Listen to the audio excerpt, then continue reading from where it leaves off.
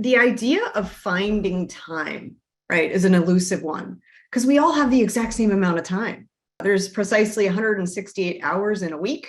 We can't buy time, but we can receive it. Have you ever heard the quote, the greatest gift you can give someone is your time?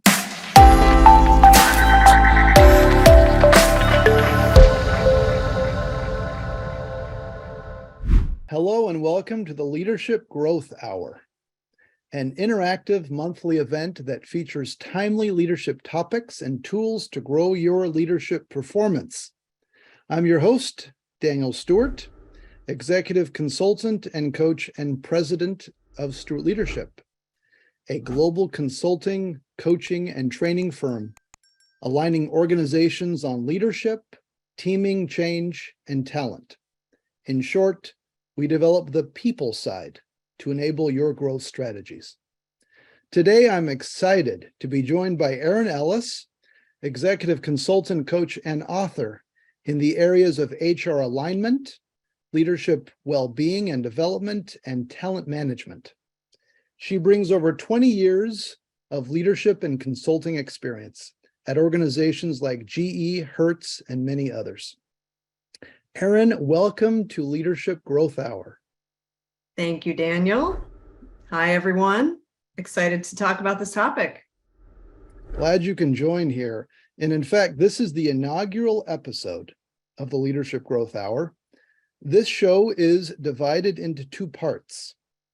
The first half is content, conversation, and a few slides on specific leadership topics. And then the second part is open conversation, open Q&A from the audience on any topic. So as we're going through, you're welcome to then provide comments as well as questions in the Q&A and or chat feature, and we can then address it throughout. Today's topic, managing your energy. And so, Erin, a question for you. Over the last few decades, we've seen kind of a reconceptualization of time management into more energy management. Mm-hmm. Talk to us a little bit in terms of that relationship. How does it relate to each other, if you could? Yeah. Thanks for the opening question, Daniel. And I look forward to hearing everyone's questions on this topic as we go through it. So the idea of finding time, right, is an elusive one because we all have the exact same amount of time. There's precisely 168 hours in a week, this week, next week, and we roughly spend that time sleeping, working, and doing everything else, right? We can't buy time, but we can receive it. Have you ever heard the quote, the greatest gift you can give someone is your time? So if giving someone your time is a gift, also giving yourself time is a gift, right? Only we can decide how we spend that 168 hours. And while there's no magic solution to solving this time crunch, there are strategies that we can deploy to more effectively manage both our energy and our time. There's work-life effectiveness strategies that we can implement to refresh and renew our energy. Because again, while time is finite, energy can be renewed. So I'll say before we dive into this, not having enough time can be intensely overwhelming. We're expected to manage so many things and sleep. Let's not forget sleep. And there's always a lot coming at us from different directions. Sometimes when we have so much to do, we feel numb. Sure, systems, routines, and technologies can help some, but some of these areas in our life simply require that gift of time. And so the core problem we face is that working longer hours does not fix our situation because all of our obligations still remain and time simply runs out. And so while some of us do respond to rising demands in the workplace by putting in longer hours, sure, this may work as a short-term fix, but if this is sustained over periods of time, it takes a toll on us physically, mentally, emotionally. And then this leads to declining levels of engagement, increasing levels of distraction, and health concerns. So that's why when we look at this topic, we have to include energy management into time management, because it's not just about time, because it's finite. Sorry, I know that was a little long-winded, but That's great. And I love it because I think back to some of kind of the initial thoughts that we often are taught in terms of time management, all solid principles, especially the metaphor of rocks, for example. You put the big rocks in first and then the middle-sized rocks and the small rocks to be able to get the most important things done. Yes. yeah. And then to add to that is how you show up in terms of the energy that you have. Fantastic comments. And so a question for you, Erin, if you only had more time, what would you do? And frankly, let's open it up to everybody here. If you weren't limited in time, what would you do differently? For me, I would actually say, and I've thought a lot about this, is I would want to volunteer more. I feel like my time is limited, especially at this stage of life. I'm an active parent, plus work and plus taking the time for myself. So my 168 hours kind of goes to those three things. And I would love to volunteer more. What about you, Daniel? So, I've been thinking on this, and what I keep thinking about is if I had more time, I'd love to be even more present in conversations. How you're present, you're active, but then there's something in the back of your mind saying, hey, you have 100 other things you got to do. Yeah. I would love to ease that a little bit more so that I could be even more present with people in conversations. That's something that I'd love to be able to just build that even stronger. I agree with that. And I'm just loving these answers here. I love to finish my novels, research, write a book. We got a lot of budding authors here. Love it. Create more art. Yeah, I was just noticing that.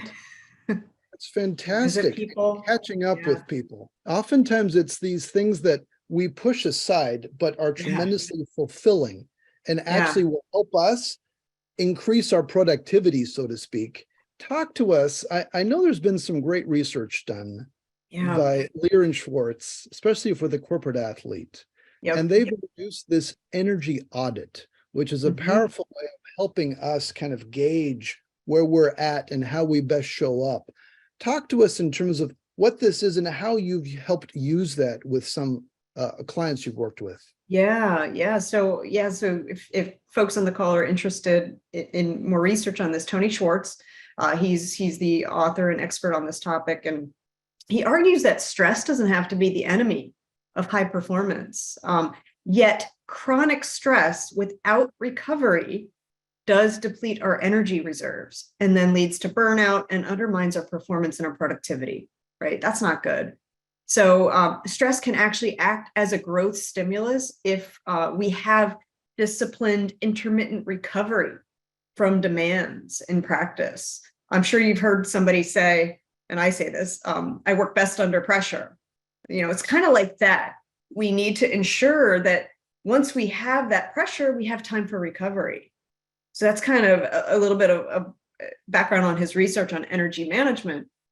And when this audit, and I would encourage everyone on the call today to, take note of how many no answers you have here. There's 8 questions here. If roughly half are no's, then it might be time to think about how do you want to take control of your energy and make some rituals that we're going to talk about, how to make some energy rituals in your day using your energy for better performance. So that's how I've used this particular chart. And Erin, is this the sort of thing that you want to kind of do every day, week, month? What's the kind of check-in point? Because these they're deceptively simple. Or harder to actually apply and to stick with it. I typically advise looking at this on a weekly basis. But I'd be curious what you or others think about this just by looking at this inventory. Welcome to then put some comments in the Q&A. For those for those listening only, I'm just going to read through a couple of these as you're thinking Sure. about yourself. First is I regularly get enough sleep. It's the 7 to 8 hours focus. Next, I regularly eat a healthy breakfast. Next, I take regular breaks through my day to recharge. I rarely eat lunch at my desk. That's a powerful one. I take the time I need to reflect, strategize, and think creatively. Frankly, that's the one that I would also be able to, if I had more time. Again, it's this excuse idea, reserving thinking time, powerful. And then the other two, I rarely work evenings and weekends. And then my words and actions are in alignment with what I believe is important in life. Yeah. This is powerful stuff to be able to then think through how we show up and talk to us for a little bit in terms of this energy quadrant grid. Because oftentimes as we look at this grid, we show up in situations and we want to have high energy. Yep. Be really strong, present, we're just gung-ho on something. Yeah. And we want it to be positive. We want it to be able to then be contagious and to be able to help things move forward. And some of these adjectives that describe this quadrant of upbeat and invigorated, optimistic, enthusiastic, great. The reality, though, is we can't always stay in this quadrant. That's right.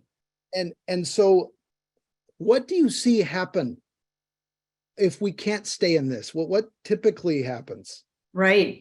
So you're right. This quadrant here that you have highlighted, this is like when high performance happens. This is where you want to be to perform at your best. The zone which you then fall into reactively after spending too much time in the performance zone is what you just put there, the survival, right? If you're too much time in the performance zone without renewal, that's the key, without renewal, then you're gonna have anxiety, anger, irritability, also known as fight or flight state. So again, without renewal, and we're going to talk about how to do renewal. Next, go ahead, burnout zone. And so I'm sure we've all been here. This is what I like to call the zone of forced recovery. This is where you go when you've run out of gas. It's a warning sign, it's a blinking light, a signal that something's not right. So renewal. So this is where you want to go intermittently, right? When your energy reservoir is depleted and you need to renew and refuel. And typically what I coach leaders on, you should really be in this renewal zone every 90 to 120 minutes when you're at work. Just briefly, even for 1 minute to 5 minutes, renewal zone. And again, it's creating these energy rituals that will give you that renewal so that you can get back into the performance zone. As you've described this, I so often see, as we talked about, people starting on that upper right hand, that performance, and just as you described, then going to survival, because they still want to put just as much energy in, but the quality, the type of energy starts to change. The trick is to then go from the survival to the renewal without then going into the burnout. Right. Because it's so hard to then get out of. Get out of. But somehow, Erin, we're all like thinking to ourselves, I can keep going. Another day, another week, another month, another year. And the wacky thing about the burnout phase is sometimes we're in it without ever realizing we just entered there yet. Yeah. That's right, Daniel. The trick is, and also I'll go back to, if we have these renewal rituals that become part of our fabric, part of our daily routines, that can help us prevent, from going into that burnout zone. Yeah. Yeah.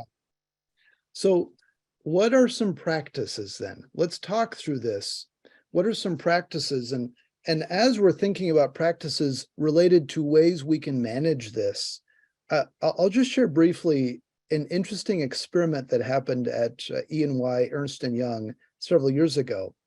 As we all know, they're a very prominent tax and audit organization. And one tax season, they took an office with 40 accountants, and they wanted to see what would happen to folks if they just worked their normal hours, their intense, stressful hours during a tax season.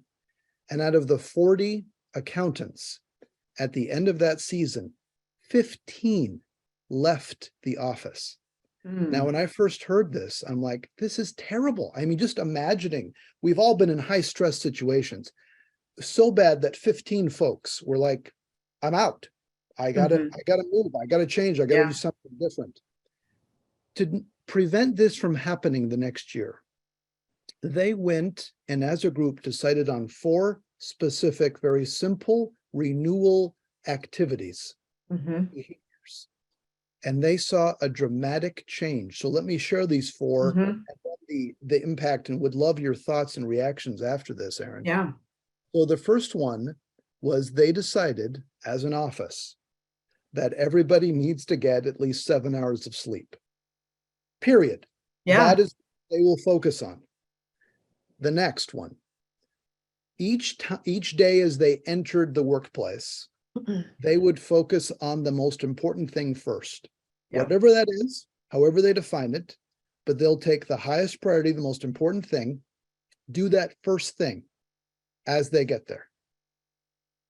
The third was to take a renewal break, just like you were mentioning earlier, 5 to 10 minutes. Yeah. Or 1 minute, at least 1 minute of breathing every 90 minutes. So if they couldn't take renewal breaks periodically through the day, at least every 90 minutes, just sit there and breathe and not do any other work. And then lastly, disconnect from devices at a certain time each day. And I've got to admit, when I first heard this several years ago, I'm like, okay, almost deceptively simple. But the same office did this the next year. And the result was only one person felt at the end of that season that they needed a change. And my heart goes out to even that one person. And yet from 15 to 1, that is a dramatic change in productivity, not just in terms of the business outcome, but you think of the personal. And each of us have family and friends that then we impact and continues to spread. And the benefit of helping and having them see us in such a better place as well, and vice versa. Anyway, reactions, thoughts as you're hearing this. Man, I love that. I love that this group, this team, this aligned on these 4 kind of running rules, rituals, essentially, or strategies to help with both their time management and their energy renewal. If I look at this, I look at first one, sleep at least 7 hours. Okay, that's a physical renewal of energy. The second one, do the most important thing first. That's a time management prioritization strategy. The third one is actually a mental energy ritual. And then the last one is also a mental energy ritual. And I'll just comment one more thing. I have, over the last year, I can't tell you how many times I've coached leaders on taking buffering renewal breaks when they're scheduling meetings. For example, I've become a big fan of encouraging people to schedule 50-minute meetings instead of a 1-hour meeting, so that they have that buffer time. Because that buffer time, you can then really do a renewal break, whether you get up to get some water, or you do a breathing exercise, or you do a mental puzzle before running from meeting to meeting. How effective are we when our meetings are going up to each hour and we're consistently late for the next one because we don't have any buffer time? So that's my reaction. So I see a combination of energy management and prioritization in there. Yeah. It also speaks to our remarkable ability to fill whatever time we're given. And Yeah, so, if the meeting is an hour, somehow, even if the topics are exhausted or there's always more that we can keep going. yeah, And it helps focus us a little bit more to say, look, here's what we're trying to do. Now we're done. Okay, we're out. We're done. Let's move on to the next thing and honor that as best as possible. right. Yeah. So let's talk about this energy ritual, what this might look like, how we can begin to pay attention to this in our lives. I'm continually amazed with how simple some of this can be, again, conceptually, but how hard it is to actually implement and then keep to it. But the benefits. Talk to us in terms of what do these energy rituals look like? Yeah. Yeah. Well, they're very specific. They're precise. We can get into maybe some examples, physical. I'll start with physical energy rituals. Could be something as easy as, like I said, saying that every time you end a meeting, you're going to go to another area of your house or your office to get some water. That's an energy ritual. You're getting up, you're moving, you're hydrating. It could be that every time you're done with the meeting, you do a 5-minute breathing exercise. So those are some physical ones. Mental. Are we gonna get to some examples here? Mental could be, the buffer zone, making sure you have a mental break every 5 minutes, every 90 to 120 minutes. Yeah, so these are some examples. I encourage people to try a few that they haven't to see how it works out. And building on that, I often find something that will then help work is, to that point, you pick 1 or 2 small things. Yes. And you just try it for like a week. Mm-hmm. Or 2 weeks. Yeah. Versus already overwhelming ourselves and say, no, these are the 15 things, I've got to do it for all year, because then that's the same kind of logic that we will falsely use to think we can keep going endlessly, when in fact we as humans are less like computers that are always on and more pulsing and rhythmic, that we have periods of time that we need to slow down, and that helps us then be more successful as we go faster later on. So I was just commenting, I was just looking at the Q&A, as somebody added walking outside. That's a great physical ritual. Just getting outside for that break can be so, and he also commented about the 50-minute meeting.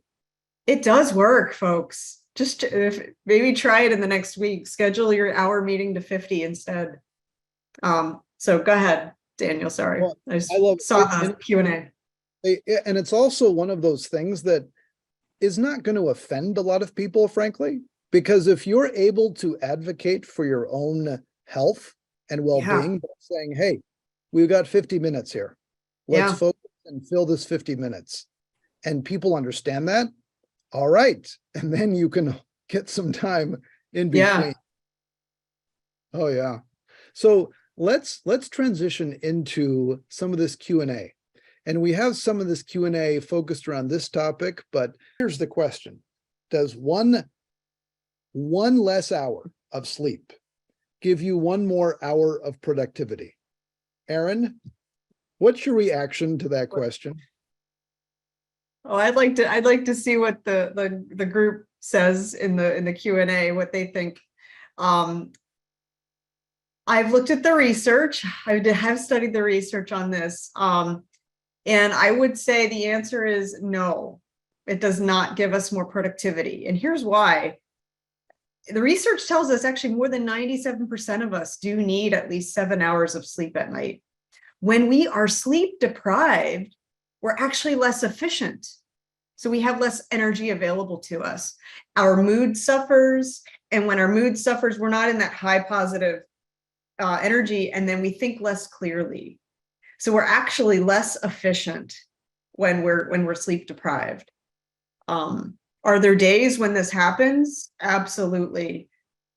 For me, days when this happens to me, I try not to do anything very important that day, if I could help it. But yeah, I just know that. But yeah, power naps. I mean, that could be one way to combat that. Oh, I love stretching. Yeah, I forgot about stretching as a nice renewal ritual. Yeah. As you're talking, I'm thinking to my personal habits. Yeah. So I feel like I need to confess, because it's like this has been even in high school. I mean, my goal, I would go to sleep like at 11:10 at night, and I'd wake up at 5:10 because I had an early morning religious study class, and then I'd go to high school. And I remember thinking 6 hours, that's all I need. And equating that with this, I'll just say it, this sense of macho, this sense of I can do it, I can conquer. And I sit back and I'm like, wow, that is not a healthy perspective. And I'm glad, I'm pleased to say, as I've gotten older, I've changed that mindset of like, no, sleep actually helps me show up better, helps me be more attentive. So yes, there's my confession time. There you go. There you go. A badge of honor, right? Not really a badge of honor. Yeah. It's not, but yet sometimes it can feel like it is. And again, we're not talking about the odd day that craziness is going on, late nights with kids or travel. But the point is to find opportunities to then renew. Without those points of renewal. Yeah. We're not like computers. We cannot just keep functioning perpetually. That's right. Or we go to the burnout. Yeah. Yeah, right. So here's another question. Here's another question. And I want folks to respond to this one too. I want to see some answers here. So the question here, does anxiety and fear help us perform better? And first of all, Erin, why does this question make sense within the managing energy topic? Why does it make sense to ask that question here? Yeah. This is a bit of a nod to our emotional energy, right? Because anxiety and fear are emotions. And so let me see what folks are saying here, and I'll answer in a second. Under pressure may help for short term. Absolutely. No, clouds are thinking. Yeah. Anxiety can be a motivator. But yeah, okay, love some of these answers. So we don't typically perform better when we're anxious, defensive, impatient, frustrated. Those are all, not non-positive emotions, right?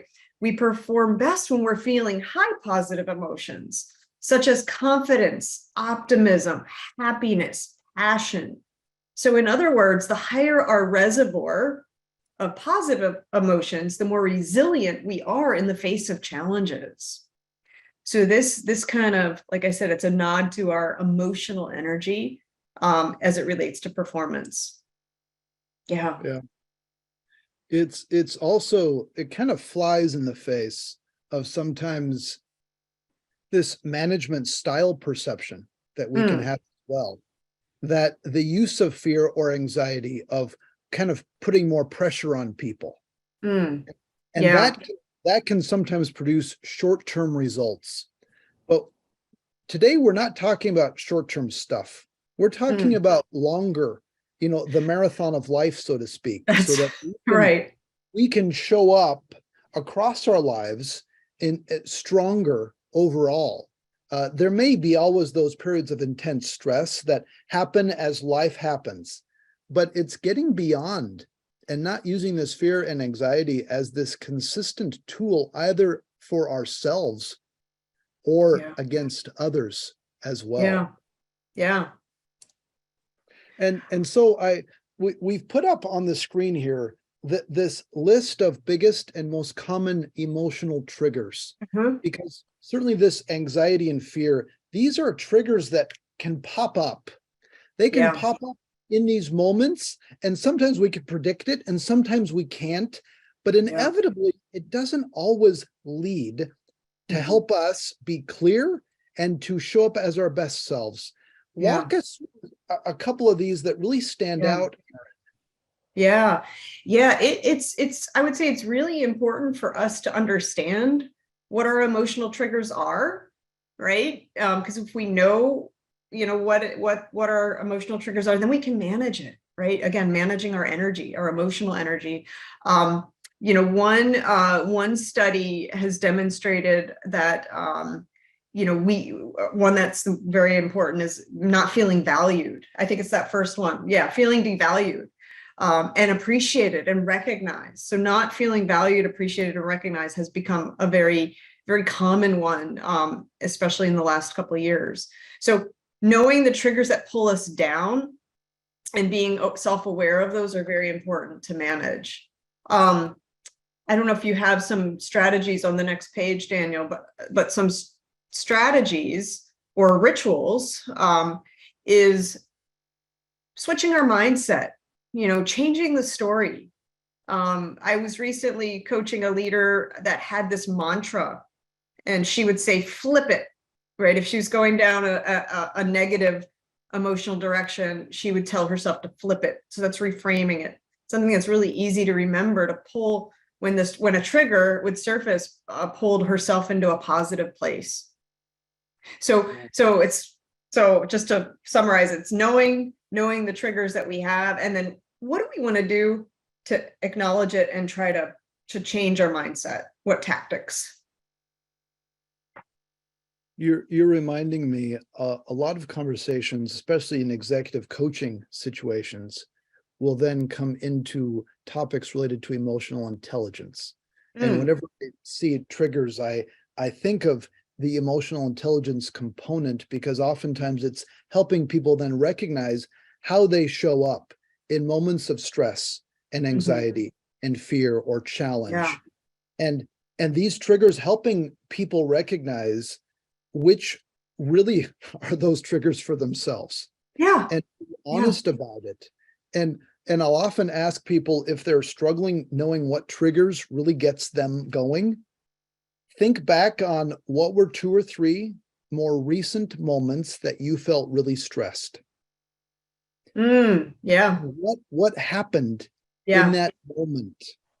And inevitably, that's where they're like, oh yeah, my knowledge or competence was questioned. I find that as a frequent one. That's a frequent one. Right. Or I didn't feel valued. Oh, so much. So anyway, as you're thinking of your experiences working with so many different clients, any experiences come to your mind in working with folks, helping them identify triggers, or even the impact of what happened as they then were able to identify it? Well, it's very similar to what you just said, Daniel. It's having them reflect on the last time they felt a lot of stress or negative emotional energy. What happened? Some I will say the competence one and the valued. I will also say another one I hear a lot is the not feeling heard. Not feeling heard is another one that pops up. But what I'll say is we are all different, right? Mine is probably, if I'm honest, it's the being kept waiting. Which is, I don't know if others share that one, but it's just kind of taking some time to really understand it, and then identify it, and then what are we going to do about it? Yep. I love it. Okay, next question here. Okay. this multitasking, dare I say, myth or fact, is multitasking critical in a world of infinite demands? All right. Well, I certainly want to hear from the audience what your view is on this question. This is So, great. Yeah, as people are putting in their comments, thinking about how vital is multitasking? Do you believe in it? Is it real? Is it not? How important? How do we view it? And as we're kind of diving into this, I'll be, again, candid here, confession time. It's often been, oh yeah, clearly I can do, 5, 10 things all at once. Obviously, am I deluding myself into thinking that I'm actually successful at these things? Possibly. yeah. As we're looking at some of these I'm looking at the responses. I love the anonymous person who said, "Can I say that I'm a Gen X, so I can't help it?"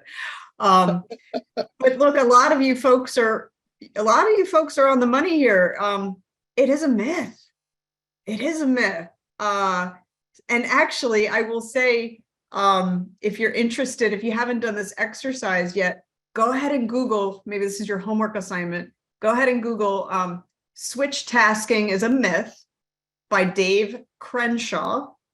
It's a 5-minute YouTube, and he takes you through a little exercise that will change your mind about multitasking or switch tasking if you're unsure if it's critical or not.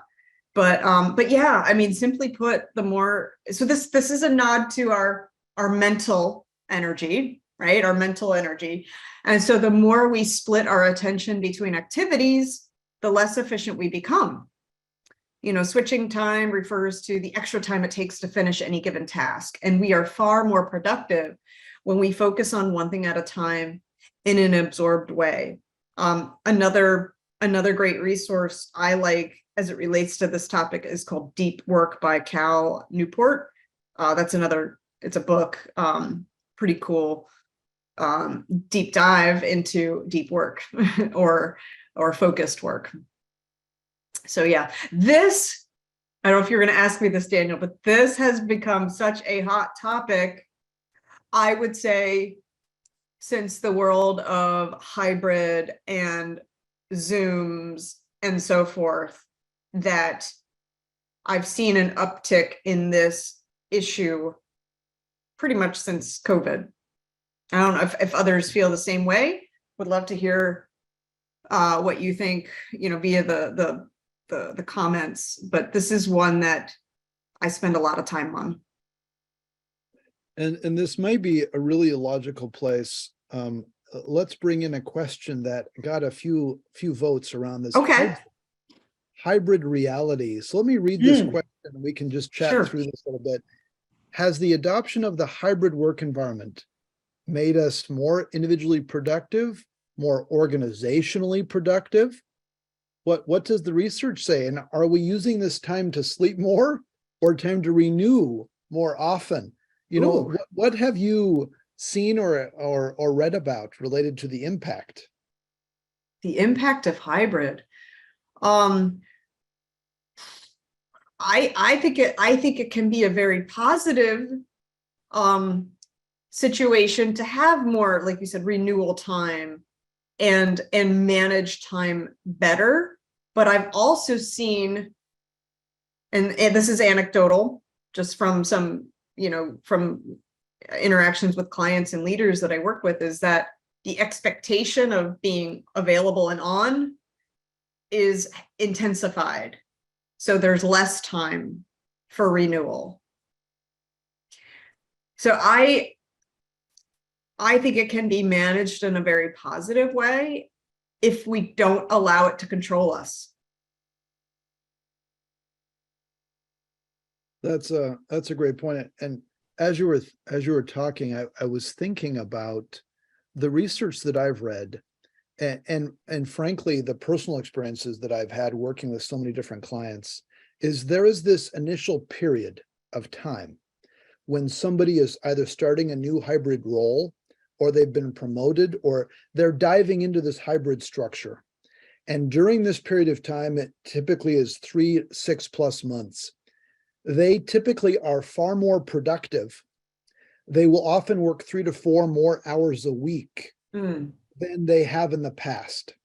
And mm. it often is because they have not been able to learn how to set their own new boundaries, because it's a Yeah. new situation and it's so easy to actually work more and to Yes. devote more time and to know how to say no or pause or redirect or even set up their home work environment so that they can focus.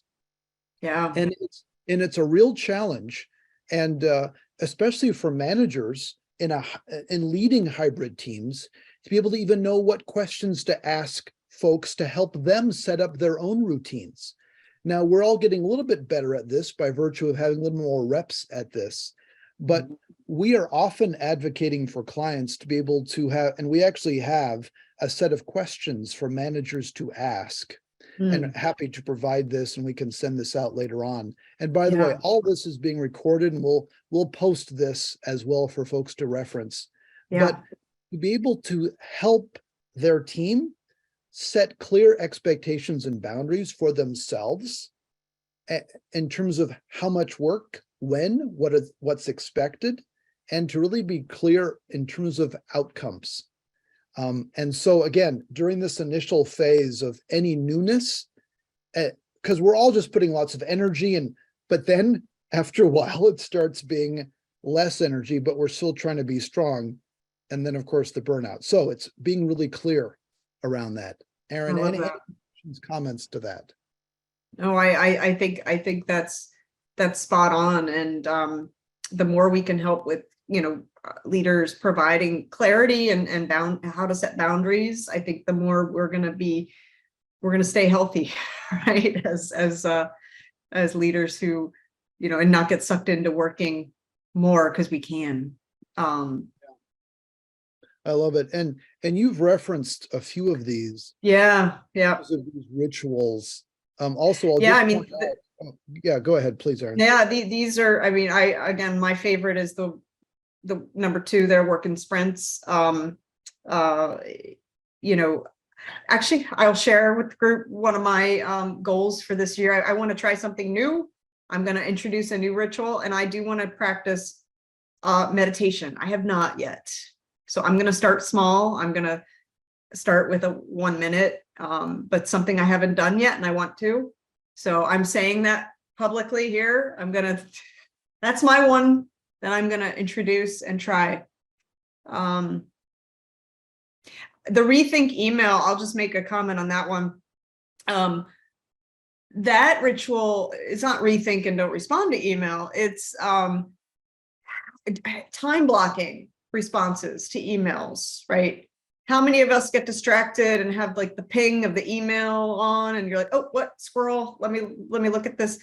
We can be more mentally focused if we decide, okay, I'm going to take the next hour to look at all my emails and respond. That's an example of that. This last question we have really gets at prioritization. As we talked at the top of the hour around time management to energy management, inevitably it's how do we prioritize in helpful ways so that we can get stuff done and we can feel good about it in important ways. So does effective prioritization result in better time management? What is that relationship? And for listeners, you can all chime in and write your comments here. Erin, as we're kind of awaiting and looking at some of the responses that come in, how would you answer this question? Yeah. I would say that prioritization is, essentially the action or the process of deciding the relative importance or urgency of something. And so in that sense, absolutely, it's a time management strategy. And because you're doing the most important thing first, you're managing your time more effectively. The trap I see some of us fall into, including me, is, oh, I want to do the easiest thing first. Well, the easiest thing may not be the most important thing. So am I really managing my time effectively? Yeah. Yep, there you go. Strong connection. Yeah. And importance and urgency grid that many of us have seen. This deserves a revisit multiple times to be able to then check in. I'll often, whenever any executive is working on the delegating or managing their workload, I'll often say, we start off with making the list. And the list is all of the stuff on your plate. What is it? And now let's be very disciplined in identifying where does it actually fall? What can you delegate? What is important? What can you say no to? And it's figuring out how to, there's a lot of different ways of saying no as well without actually NO. So you can then still be receptive, be engaged as well. Comments on this, Erin? Yeah, I mean, this is a this is a good matrix to maybe try to implement if you're thinking right now. I would think a way to put this in practice is think about maybe 3 or 5 things you need to accomplish. How would you put them on this matrix? Right? How would you put them on this matrix according to urgency and importance? And, try that out. Again, sometimes we fall to the low because it might be easy. But using this as a tool can really help us, again, maintain focus. I think somebody put that in the enhances focus. Robert, thank you for that comment. And also, Erin, to make sure that we are drinking the same medicine that we're preaching. Yes. We want to make sure that we can end in the next couple of minutes to give people a nice buffer, of course. So here's really the last thing we want to end on is a set of 7 prioritization questions that we've culled together and have used for a number of years to help leaders in any position make sense and to use as a framework to help organize what is most important, because this is key. And this is not just something to be asked once a month, but frequently to then continue to look through, does this help accomplish my goals? Does it matter to my boss? Does this align with my job? Does this contribute to my organization? Does this require me to stop or pause something else? And does this need to be done at all? There may be additional questions, of course, that you have your own favorites, but this is a powerful framework that we wanted to share with everybody. Erin, as we're kind of wrapping up here, I'll put this last point slide up here that kind of summarizes what is one thing that you would want to leave people with as they're thinking on this managing their energy topic? I have 2 quick ones. Please. I know you said 1, but I have 2 quick ones. I want you all to think of yourself as your own, you're all CEOs. You're all your chief energy officers, right? You have the control. And then the second one is when you're saying yes to something, what are you saying no to? And this kind of goes against this last topic of prioritization. You say yes to something, what are you really saying no to? So those are the 2 items I will leave everyone with. Great words of wisdom here. Thank you, Erin, for being a guest on the Leadership Growth Hour. It's been an absolute pleasure. And also, to keep up to date on all future events, please sign up for our monthly newsletter at stewartleadership.com/newsletter. We'd love to have you join us next time. And until next time, all the best. Hope this has been helpful.